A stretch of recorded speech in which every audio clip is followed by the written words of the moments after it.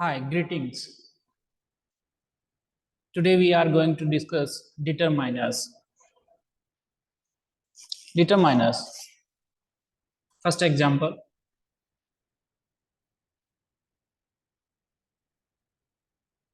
Students in the class have completed their homework. Any and some में difference यही है कि any singular and negative sense में use होता है और some positive sense में some countable और uncountable nouns के साथ में आ सकता है. तो यहाँ पे some students will be the correct answer. She didn't have dash money to buy the book. Money में कई चीजें कंसिडर होती हैं. It may be jewellery, it may be land property, it may be a building, it may be currency, it may be car, bike, vehicle, etcetera. It may be animal, for example buffaloes, cows, sheep, goats. तो money में ये सारी चीजें consider हो सकती हैं. Money को evaluate किया जाता है, काउंट नहीं किया जाता. एक बात, मैनी काउंटेबल नाउन्स के साथ आता है ओनली. तो much will be the correct answer for our question.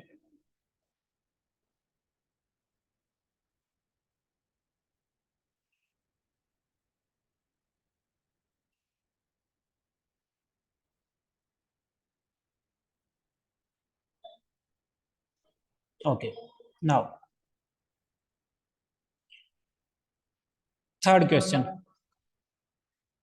Of the information dash of the information you provided is incorrect.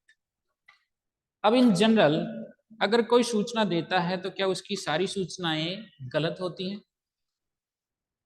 मतलब उसमें से कुछ तो सही होंगी, ये डेफिनेट है. मतलब कोई हवा में बात इन जनरल नहीं करता है. ठीक है, अगर हम इसमें नन लगाते हैं तो none of the information you provided is incorrect. तो इसका मीनिंग ये निकलता है कि तुमने जो भी सूचनाएं दी है उसमें से कोई भी सूचना गलत नहीं है. ठीक है, और अगर ऑल लगाते हैं तो इसका सेंस ये बनता है कि तुमने जो सूचनाएं दी हैं वो सारी की सारी गलत हैं. ठीक है, तो नन इसमें ज्यादा सही बनता है और हमने नन को ही क्लिक कर दिया है.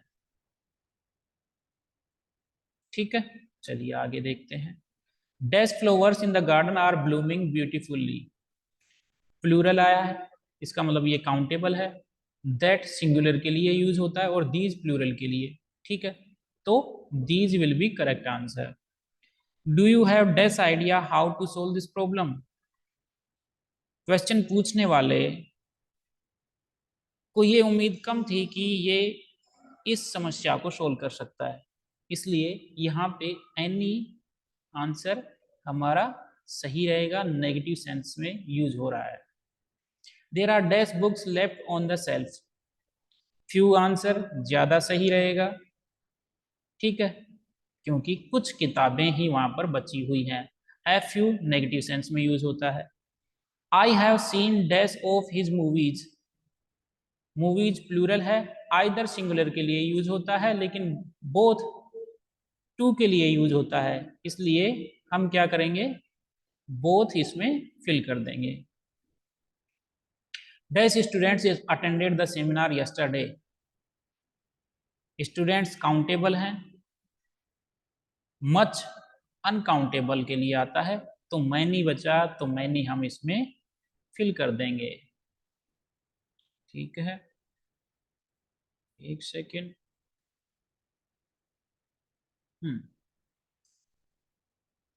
Would you like dash tea or coffee.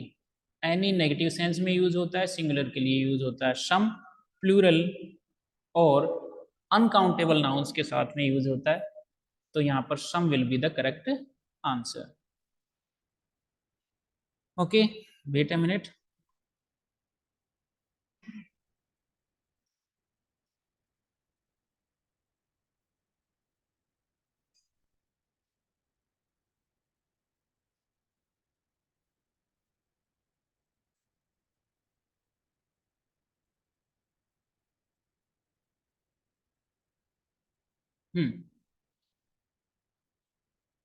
Dash of guest have arrived yet. All of the guest have arrived yet अगर हम लगाते हैं तो इसका सेंस क्या बनेगा कि अब तक सारे मेहमान आ चुके हैं। और जब आ चुके हैं तो ये सेंटेंस बोलने की इतनी खास जरूरत कम पड़ती है इन जनरल सेंस। ठीक है, तो none will be the correct answer. Advice is valuable to me. Advice singular है, दोज प्लूरल के लिए आता है, तो दिस सिंगुलर के लिए हमारा करेक्ट आंसर होगा। I need to buy dash bread from the store. Some any. Some any दो है, ये नेगेटिव सेंस में यूज होता है और ये पॉजिटिव सेंस में, तो सम हमारा करेक्ट आंसर ही होगा। ठीक है, आगे बढ़ते हैं। वी नीड, नहीं, we have dash time before the meeting starts. कौन सा आना चाहिए? ए लिटिल आना चाहिए। क्यों आना चाहिए? क्योंकि ए लिटिल में बहुत ही कम टाइम के बारे में बोल रहा है। ठीक है, एक सेकेंड।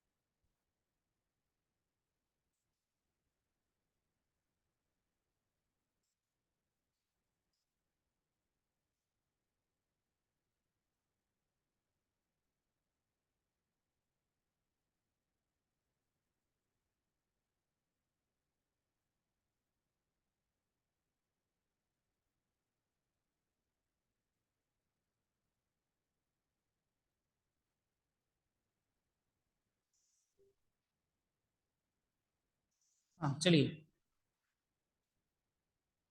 ए लिटिल किसके साथ यूज होता है और ए फ्यू के यूजेज में क्या डिफरेंस है? ए फ्यू काउंटेबल नाउन्स के साथ में आता है, जैसे बुक्स वगैरह। ए लिटिल अनकाउंटेबल नाउन्स के साथ में आता है। ठीक है, चलिए, तो यहाँ पे टाइम को काउंट किया जा सकता है क्या? सेकंड्स को किया जा सकता है, मिनट्स को किया जा सकता है, आवर्स को किया जा सकता है, डेज को किया जा सकता है, लेकिन टाइम को, टाइम इटसेल्फ, उसको काउंट नहीं किया जा सकता। ठीक है, तो a little will be the correct answer. There is dash water in the बोतल, यहाँ पे अनकाउंटेबल है वाटर, तो क्या आंसर आना चाहिए?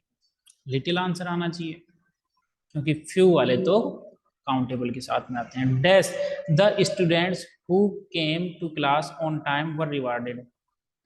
भाई कुछ एक बच्चे ही हैं, यानी ग्रुप छोटा है, तो छोटे ग्रुप में हर एक के लिए बात करने के लिए हम ईच का यूज करते हैं, और बड़े ग्रुप में हर एक के लिए बात करने के लिए एवरी का यूज करते हैं, तो ईच हमारा करेक्ट आंसर होगा।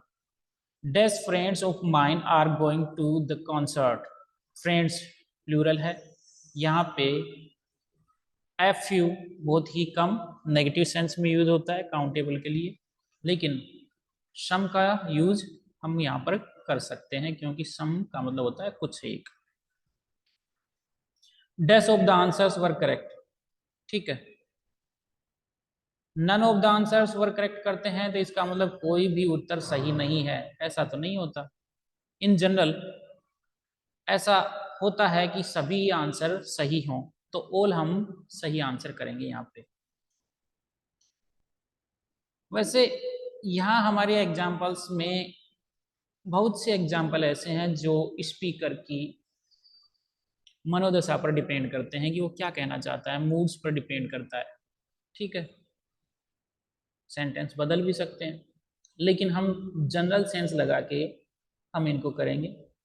जैसे यहाँ पे हमने 17 वाले में किया है कि all of the answers were correct, यानी कि सारे उत्तर सही थे। अगर यहाँ नन लगाते हैं तो none of the answers were correct है, कोई भी उत्तर सही नहीं था। थोड़ा सा नेगेटिविटी के साथ में, बाकी और कुछ नहीं। 18 dash dog over there is barking loudly. Dog singular है, यहाँ पे दीज प्लूरल के लिए यूज होता है, तो दैट हमारा सही आंसर होगा। She doesn't have dash patience for long meetings. Patience को काउंट नहीं किया जा सकता है, मैनी काउंटेबल के साथ आता है, मच अनकाउंटेबल के साथ में, तो मच हमारा सही आंसर होगा। People like to read books in their free time. Many people या सम पीपल, मुझे लगता है many will be the correct answer, क्योंकि सभी, लगभग लगभग सभी लोग अपने फ्री टाइम में किताबें पढ़ना पसंद करते हैं। ठीक है, तो many will be the correct answer. चलिए, इस वीडियो में इतना ही। ठीक है, अगले वीडियो में हम डिस्कस करेंगे कंडीशनल वर्ब्स।